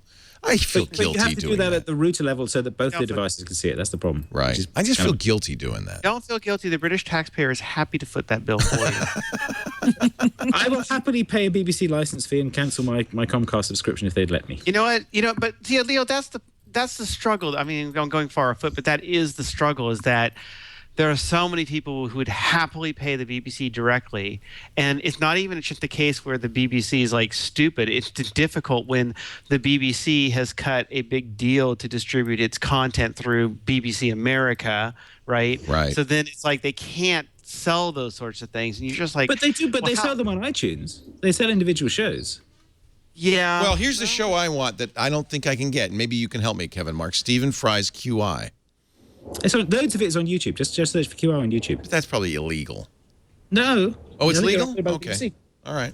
Every time I go to YouTube, it recommends me like 25 QIs. I love QI. I think. I've never seen it. I want to see it. I wouldn't. Well, it doesn't actually work if you binge watch it. You have to like space it out or you get sick of it. Yeah, look, I've got. Okay. My recommended YouTubes is like Stephen Fry, QI. So Google's been listening and they hear your English accent and they know what you want to see now. No, I watched a couple of them on YouTube, and then I'm going to do that. There's another one. So here's where I got the free stuff. I didn't realize. Now I realize it's the birthday for Google Play. So right. So because it's their birthday, they're offering free apps, free music, free movies, cheap albums. See, this doesn't really look free when it's $11.49 for the album. But here's Into Club. Maybe this was free and then now it's not free, or I don't know. What's up, gangsta? Anyway, happy birthday. And I guess you can go to play.google.com. And I watched The Voice UK. Oh, what a great show that is. Voice US. Is it? Are they crueler? No, it's just like different. There's no country music for a start. But it's also different music and different judges. Yeah. Hey, what do we think of Tom Jones? Real briefly, because we covered it on other shows, but it'd be nice since we've got smart people here about this thing that the U.S. is going to give up control of the DNS root zone, is going to let ICANN float freely. Good or bad? Vince Cerf of Google and one of the fathers of the internet said, "No, this is good. You don't want a government running the internet." I think you don't necessarily want a coalition of international governments doing it either. Well, that's the problem. Is we're benign. We at least think we're benign. Well, but we no longer think we're benign. Is the other problem? Well, that's the NSA's ruined that forever. The NSA has completely ruined that. So stepping back from that is a good thing in that respect, I think. Because given all the stuff they've been doing about 0 days and so on, you can imagine them finding a way to strong arm that. So if we can find a way for them not to do it, that would be good. Right. Yeah. Yeah. And the Department of Commerce, who's been running it up to now, says we're not going to let Russia or we're not going to let some rogue nation do it. We're not going to let the United Nations do it, which seems like a likely scenario. We want it to be a cross-governmental, non-governmental body. I don't know. That makes a lot of sense to me. I mean, yes, it does. I understand why people want that. Mm-hmm. All right, I think it's time to take a break and get our tool and tip and number and Danny Sullivan's thingy. Our show today brought to you by LegalZoom.com. If you've got a plan to start a business, and this would be a good time to do it, it's National Start Your Business Month. LegalZoom is here to help. Go to LegalZoom.com. You'll see immediately LegalZoom's not a law firm. No. There's something much better. They are there to help you do those legal deeds you need to do in a self-help form and give you access to a network of legal plan attorneys at a pre-negotiated rate. They provide self-help services at your direction. LegalZoom is there to help you start your business. For instance, you can start an LLC. By the way, it's completely doable. This is how we started Twit in 2005. And frankly, we're still running on the same papers, the same documents that I did way back then. I don't know I think it was $99 then, plus the state filing fees. You can also do an S Corp or a C Corp if you prefer that. And maybe you're saying to yourself, well, what's the difference? SC, LLC? That's when the LegalZoom lawyers can come in. Their LegalZoom legal plans have lawyers in almost every state. You can read their profiles and unedited reviews from users and decide if that lawyer's right for you. Call them up and say, well, which is it? LLC, SC, what should I do? Trademark protection, yes, very affordable LegalZoom. Same thing for your personal life, last will and testament, trusts, all of the above. You'd be amazed at how much you can do by yourself with the help of LegalZoom.com. And I have to say, there really is no reason to pay an attorney hundreds of dollars an hour to do most of these documents. They're very straightforward. To celebrate National Start Your Business Month, LegalZoom is making a special offer, a free 3-month trial of the all-new QuickBooks. That's a $119 value, absolutely free, but you have to enter TWIG in the referral box at checkout. LegalZoom provides self-help services and can connect you with the right attorney. They're not a law firm. They're better.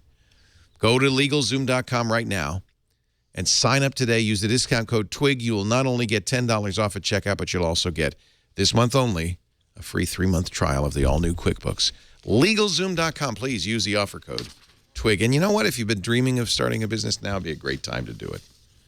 LegalZoom.com. I just have another one that I wanted to throw in, but we can... Go throw it in. Throw it in. Kevin Marks, the news never sleeps. Well, the Google Voice thing reminded me of this because the challenge, there is this sort of tricky problem of how do I contact people? Because we have various different identifiers in different systems, but we also have different apps for doing it and how we get in touch with them. And the other ones are all trying to sort of, Apple and Google and Facebook are all trying to take over your text messaging. Each of their apps will take it over if you let them. And one of the things we talked about at Indie Webcamp last week was how to turn this inside out and make it people-focused. So I put a link here to something Tantec wrote up about this. And this is an interesting way of inverting it. So what he says is, what you can do is you can go to someone's website and you can add them to your homepage. And if you go to kevinmarks.com and do add to homepage on Android or whatever, you get a little face there. That's shot in the middle.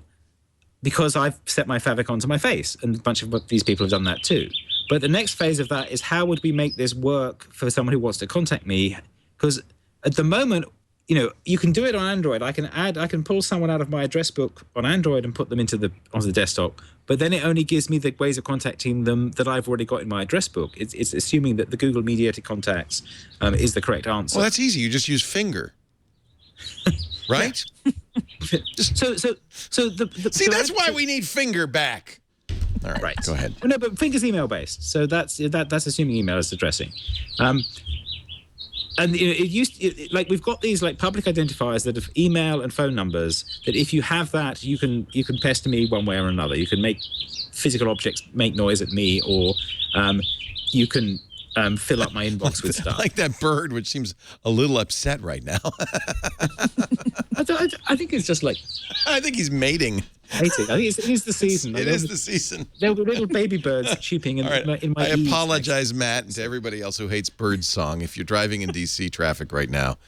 So what Tantec came up with was the idea of, okay, if you click on my website, what if you get a set of icons for the apps that we both use that we can contact me, and we put them in the order that I'd like to be contacted. So, and then he's sort of working through the ideas of how we can make this work, because you can actually put a link on a web page that launches these apps one way or another. There are different URLs for this. So if you've got the app installed, then clicking on the link will work. If you haven't, it won't work. But you won't click a link you haven't got installed, so it's okay to put the other ones. And so naturally, you'll match out the ones that you want. So it's a sort of quite a subtle idea of saying, I will serve a little web page to you that has the icons of the apps that I use, and you'll recognize the ones that you use. You click on them and go through. So that's a great idea. So it's pulling it back from everyone has to have everything in their address books, and everyone's got a copy of everyone else's details, to I'm managing this and sharing that with you. The downside is you're publishing your contact details on your website, but the answer would be to publish the only ones you care that you don't mind anyone clicking on, and you can still reject the call. And potentially later, if they've, you can do a login-based version of this, so different people can see different things. But it was an interesting, different way of thinking about that problem, and it's a problem we have all the time. Is like, how should I ping this person at the moment? And that's, I thought that was interesting, because I find half the time, even with my kids, I'm not sure whether I should be using Facebook or Hangouts or something else. What would you use as the canonical name, though, for these people? Would you use their email address? No, you don't need to. That's the point. The point is you use their website. So okay, your website. You use a URL. Okay. It's kevinmarks.com or Tantec. Everybody has to have a canonical URL. But everyone has URLs. But you could specify that in your Google profile, for instance, as I do. Yeah, as you do. Right. Yeah. I like that idea a lot, but there's some other there's a bigger decision tree about how I contact someone than what's their preference and what do I have access to. I mean, do I want to tweet 140 characters publicly to Leo? Do I want to send him a link? I can't DM that. I have to email. You know what I mean? So. But you could put all that in. But you can, if you see the set of icons that Tantec's saying he supports, and you can say, well, I want to use that one. And he'll just stop using the one that doesn't actually read. This is a missed opportunity for the sites like About.me. Yes. Well, About.me is a missed opportunity because it doesn't do Yahoo anything. now. Or somebody who bought them. Somebody bought them. I think AOL bought them, then they bought it back, I think. And then another one was just sold, but it had a weird name that I can't remember. So. Right, but the deeper indie web thing is have your own URL. Don't have something that can be sold, because then it all goes away. Right. So we should all have a canonical URL. Yes. Is Tantec going to move forward in a way? Would these be done with XF? What is it? XFCN? XFN. Well, XFN is part of this. So you do, Let's getting into the techie weeds bit. So XFN is just a link between sites saying this is me or this is my friend or whatever. Right. So if you would use rel me links for these, yes, because they're saying this is me elsewhere. And one of the ways you verify rel me is you make sure both of them point in mutual directions. If I point to Twitter and Twitter points back to my homepage, then I'm verified the connection from both sides. And so you can actually use that for auth. For one of the tricks we use for the indie web is IndieAuth, where I can use my homepage to log in despite not having an auth server, because I link to Twitter and Twitter links back. So if I log in with Twitter, you can know it's me. It's a way of using all the effort that these big companies put into maintaining auth servers, but still being able to use your own domain. So there's that idea. But this is an extension of that. This is saying my domain is the default place to find me, and here's a set of links to ways to connect to me. So I think I thought that was interesting in the light of the Google Voice thing, because they're trying to coalesce the different icons down into one. There was one of those posts was taking the icons and then reducing them down to one. And the problem is that is removing the heuristic of how am I contacting this person, which you do by clicking it. Right. You know, if I click the Hangouts icon there, I'm not sure if it's going to make a video call or send an SMS or make a text message. And if it absorbs voice, it could do voice as well. So that's potentially problematic. Which seems to be very whereas similar Facebook does the other way around. They have a separate Messenger and a separate Facebook app, and now they have. And that seemed to be similar with the confusion that I still find people dealing with when it comes to Apple Messages. It's like, did I send a text message or did I do this iMessage thing and I didn't know which way it happened or which way it went? Right. Well, that's You know, I iMessages, yeah. Now we're going to take a break. When we come back, your picks, your tips, your numbers of the week. I love this idea, and we definitely need this, and I hope Tantech, who has the clout to do it, does something, and we will promote it like crazy if he does. Yeah. I think it's a great idea. We need some way of it. But that's what Finger was, by the way. A protocol long lost in the annals of... Yeah, I think you look up someone by email address, it would give you their plan. Yeah. Yeah, I had a plan. I used to have a plan. I don't remember what it was. Right now, my plan is to have a nice meal, go home, put on my slippers, that kind of thing. We're going to get back with more with Kevin and Danny and Gina, but first I want to talk a little bit about Squarespace.com, a better web for all, starting at your website. Squarespace is the best hosting, never goes down, really high quality, but the best software as well. In fact, one of the things I love about Squarespace, sometimes, we see companies that do web hosting and offer some form of site builder, and all the sites look the same. They all look kind of 1990s. No. This is the beauty of Squarespace. You're getting state-of-the-art modern web design with their templates. Click the Get Started button at squarespace.com, and you can actually play with these right now free for 2 weeks. Create a site, import your data, see what it can do. First of all, 25 beautiful designer templates, more all the time. But also, these sites are gorgeous, just right out of the box, and easy to customize. So it isn't a cookie cutter situation. Every site looks different. In fact, when you go to a template, like here's Momentum, and look at these are real customer websites using Momentum, you'll see each of them looks very different, has a different style. Momentum's great for photographers because it's a full bleed design that goes all the way to the edge. Great for giant images, but also great for a portfolio. We can take a look. This is a photographer who's using the site. Let the Girls Play Outside. I like it. Actually, I think this is a nonprofit. That's the other thing. Every one of these sites gives you a lot of nice features. They're all mobile responsive. Looks like they're just setting this up. Well, maybe not. Mobile responsive.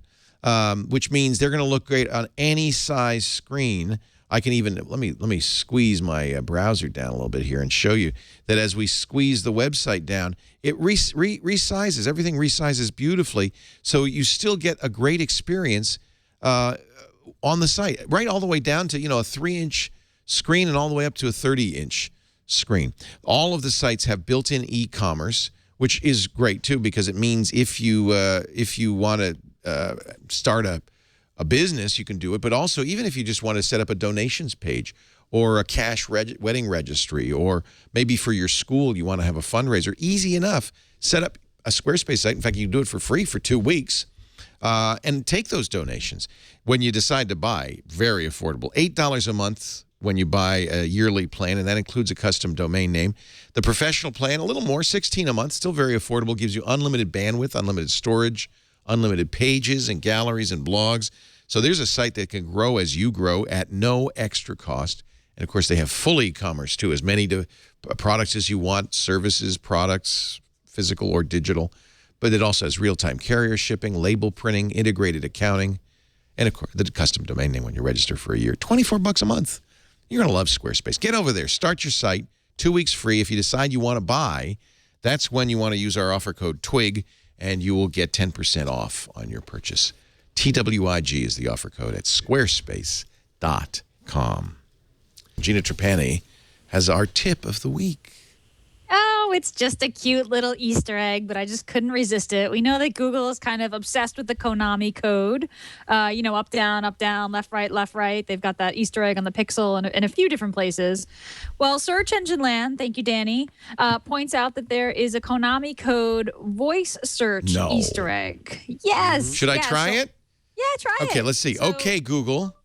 Up, down, left, right, left, right. Oh, so you got to do it faster. What is it? Up, up, down, down, left, right, BA? That's right. BA, right? That's right. All right, let's do it again. Up, up, down, down, left, right, BA, BA. No BA. Oh, there's only one BA? Yeah, no BA. No, Yeah, just sorry. left, right, left, right. Yeah. Forget That's the BA. not the Konami code. Oh, I'm sorry. Well, I got that right. Up, up, down, down, left, right. Cheat mode unlocked. Yeah, Unlimited free sometimes- Google searches. I unlocked cheat mode. Unlimited free Google searches. For how long, Danny? For life? For life. Oh! You know what's funny is we had a video when we interviewed Amit Singhal, again, the head of Google Search. I mean, I was interviewing him on stage, and we started out with this little video of all the things that Google Conversation Search could do, and this was how the video ended, and everybody laughed. But I don't think anybody thought it was real. So it's been out there for at least a week. Nobody actually tried it until today. That's so funny. So yeah, Up, up, down, down, left, right. Cheat mode unlocked. Unlimited free Google searches. I love that.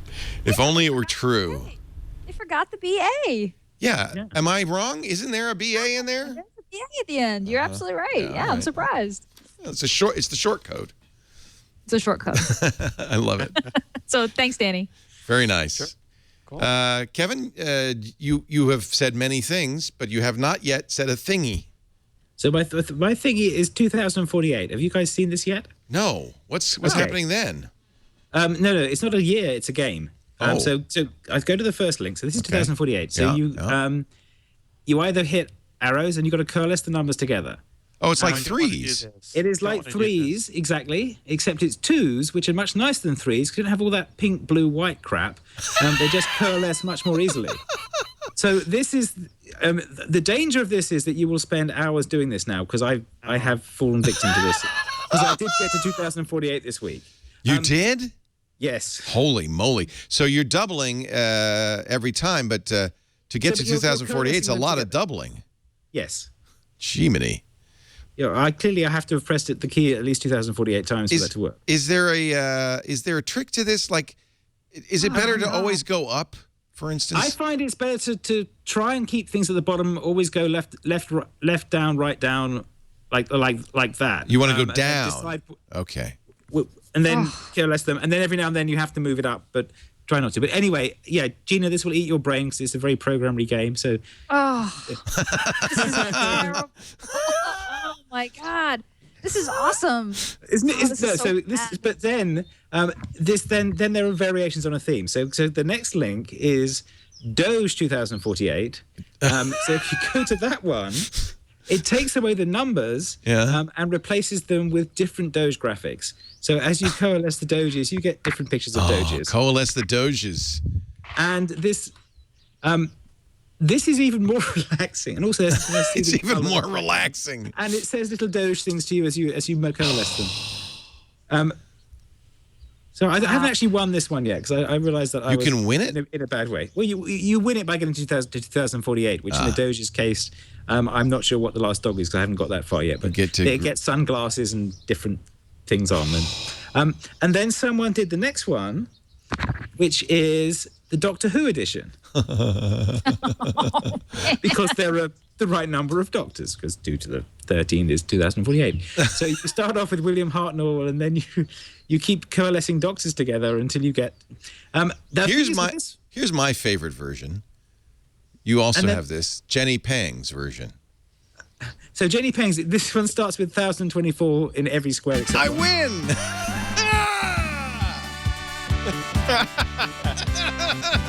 You can't lose.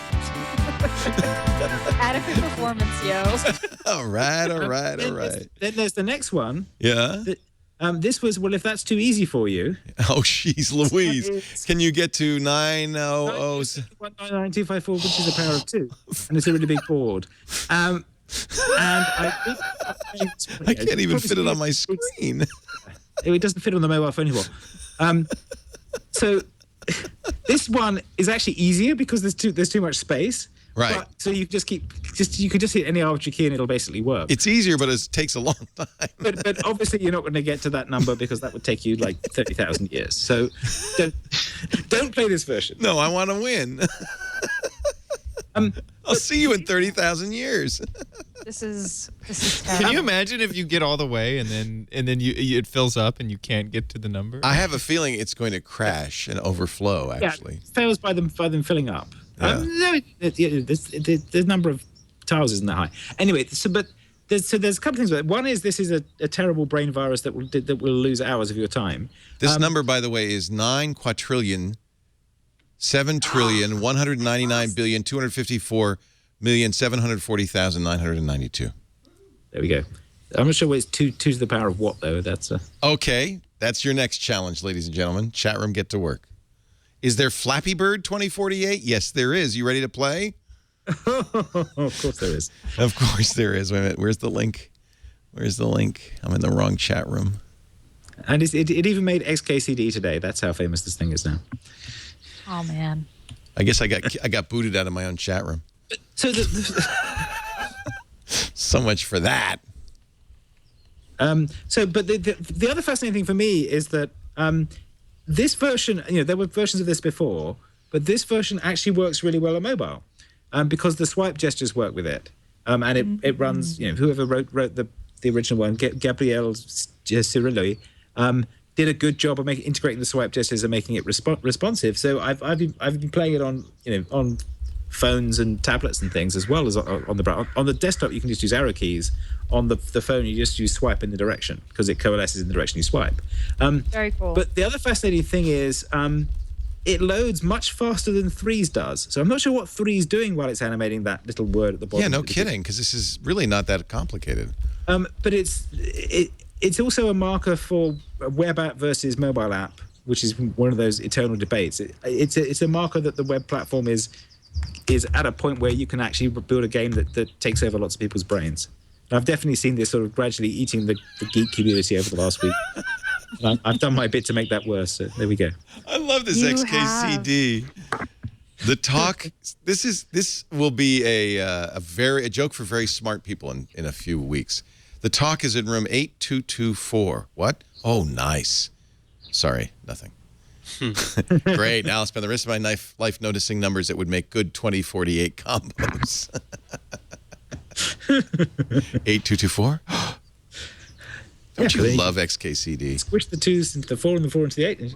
Boom. Because the satisfying thing is when you get one, you're poking them around, and then suddenly you get like this set of powers of 2 that you can collapse together. So you have 2 8s that goes to a 60, it goes to the 16, and the 16 goes to the 32 and the 64, and it goes. So it is a very It's 2 to the 63. 9.22 quintillion, etc. There we go. 2 to the 63, ladies and gentlemen. So someone asking is, are there cheats for it? There is a long discussion on Stack Overflow about the best algorithm for solving it. Yes. Of course there's a long discussion on Stack Overflow. I just got 1,024 on that big one. Whoa, on that one. Yeah, that one's easy. Yeah. You still got to go to 2 to the 63. But I got 2 500s, which I can't imagine how many left rights it took to get to the. You might be able to get to 9 quintillion pretty easily, actually. I don't know if it'd take 30 years. Jeff, I want you to work out a program for figuring out how long it will take. You have to hit the key at least that many times, or at least half that many times. So you have to hit the key 2 to the 62 times, which is a lot of times. No, it's just 62 times. No. No? Oh. If you were really lucky. No, because it only drops in 2s and 4s. Right. Okay, so it doesn't drop in anything bigger. Okay, right, so you're right. I get 2 you to the saying. 61 times you could get away with if you got a lot of 4s. Oh God, I've lost twice. I should have done Jeff's thingy last. I apologize. I've just destroyed every bit of Gina's productivity for the next day. We've lost everybody now. But Danny, if you want to mention something, go ahead. Sure. Sorry, sure. Make sure I'm not on mute. This came in, Mike Elgin wanted to make sure we didn't miss it. It just came out today. If you have Google search and you go, okay, Google, take a picture. Google searches results will open up an app for your camera. Oh, that's nice. And then you'll take your picture. That's I nice. guess I just took it too. It takes it as and then well. It's funny. It launched I was getting it set up on the Samsung to show that it would do the same thing, and it did. It already did it. It's sitting off to the side. In this case, it's the on this was the Nexus 5, so it's always listening for those words. On like the Samsung, you have to have the Google search app open, and if you say "Okay, Google," oh, it works. Okay, Google. I just did it on my Nexus 7. That's awesome.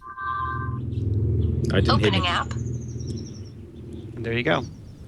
And you all have seen the Moto X. Okay, Google now, what's up? That's awesome. I love that.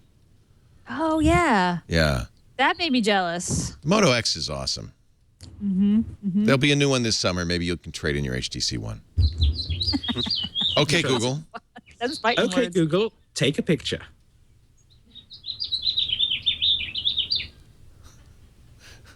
Okay, Apparently, so he's taking a picture of Danny.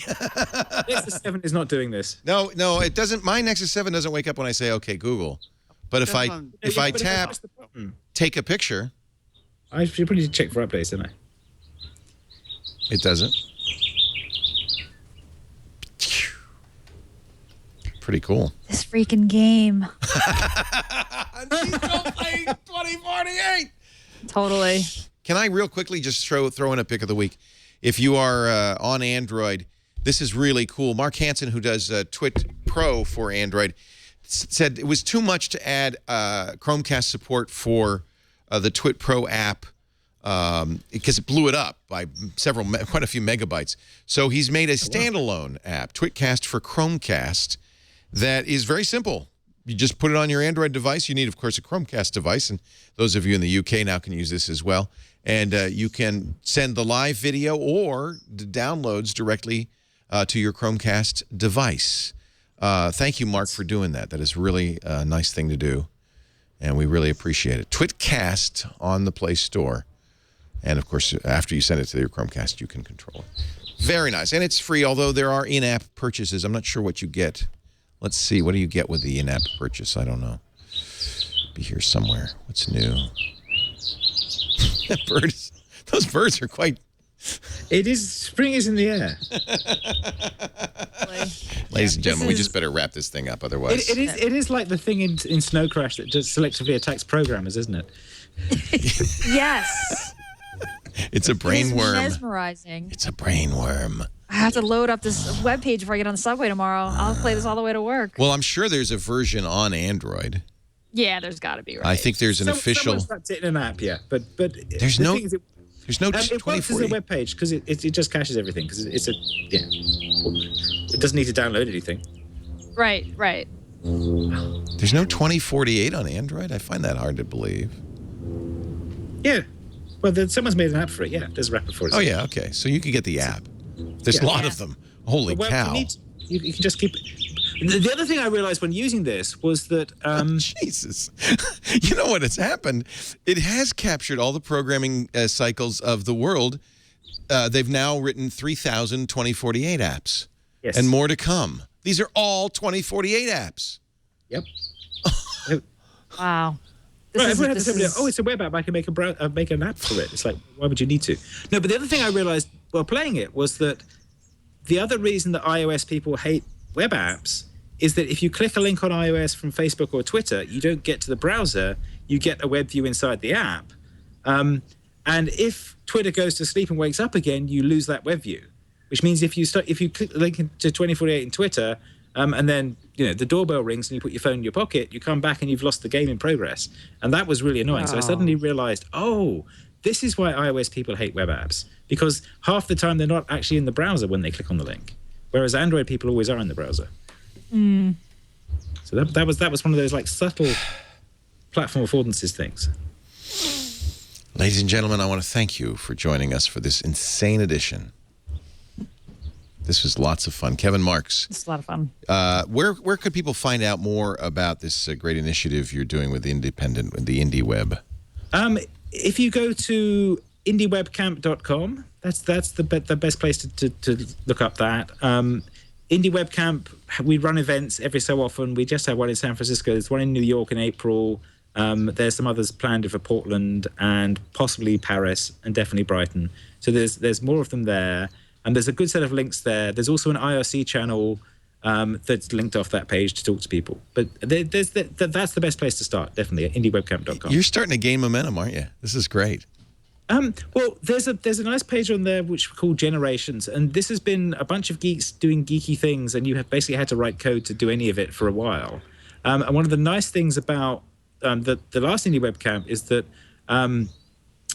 Dan Gilmore and Scott Rosenberg came along and were able to get themselves up and running on IndieWeb just using off-the-shelf WordPress and some plugins and things and connecting up to this. So, but our sense is that it's getting to the point where you don't actually have to have your own site to do this. You don't have to write your own code to do this. But that was definitely the design center for it. It's very much a community that was built around, no, let's actually build things rather than talking about building things. Yeah. And that's been in its DNA. And that means that it took a while to ramp up, but we've now got lots of people building things with it. Here is the official, most recent picture.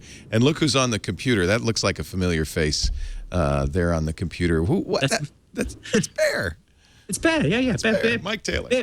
Bear remote attended. Yeah, of course he did. Bear doesn't leave his cellar anymore.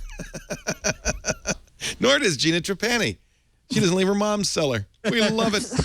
We love it. Still playing this game. Yeah, she will never leave. Best score. She will never leave. Gina Trapani is at, of course, thinkup.com, soon to be public. Soon to be public. Yes. In fact, we're doing a preview tomorrow. So if you put your email address on onto our waiting list, you'll find out about it. But it will be public, I think, Gina, next week. what do you mean? You're not public? Nobody can get it yet? Signups are not public yet. Yes, we opened up signups for an hour and all of our servers died. So what happens tomorrow with the preview? What's happening there?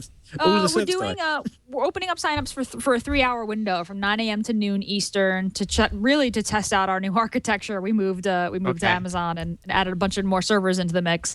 And if that goes well, we will open up to the public entirely next week. But if your name's on the mailing list, you get first chance at claiming your username and signing up on our new architecture. So fingers crossed, it's going to go really well. I love the insights I get from my ThinkUp. I'm lucky. Oh my God, it's awesome. Yeah, it's absolutely awesome. Yeah. I've got to get something written ahead of you going public. It's just show my page, Check. My favorite thing is it comes up and it says something like, "You used I and me." I know, I get that one a lot. 27 times last week. It's nice to talk about yourself, but maybe you're talking a bit too much.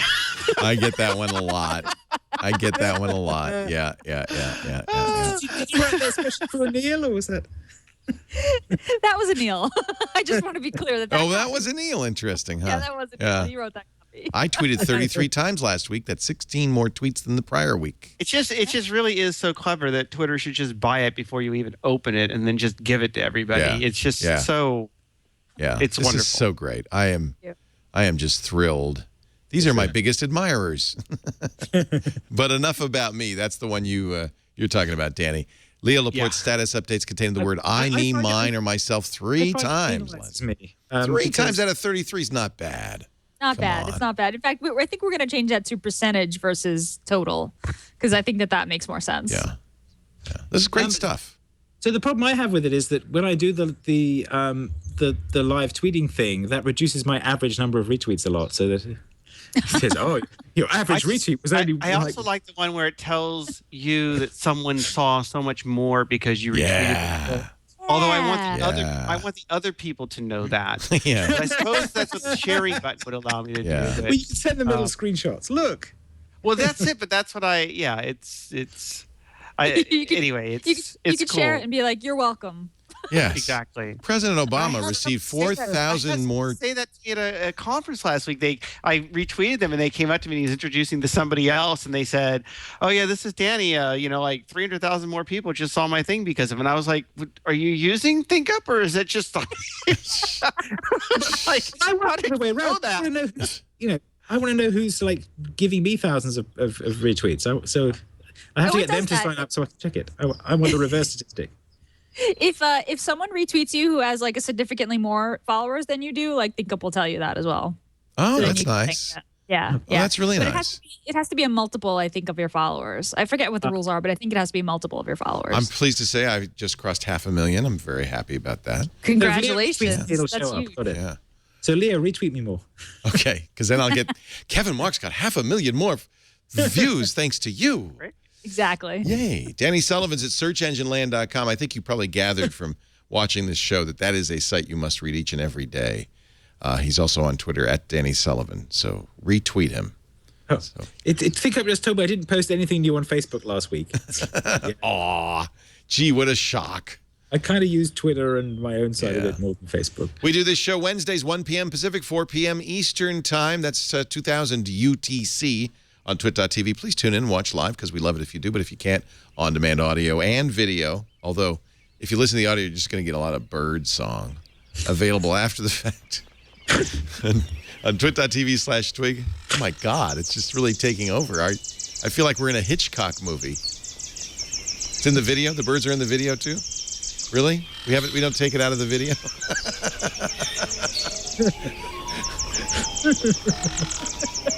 We'll see you next time on Twig the Bird!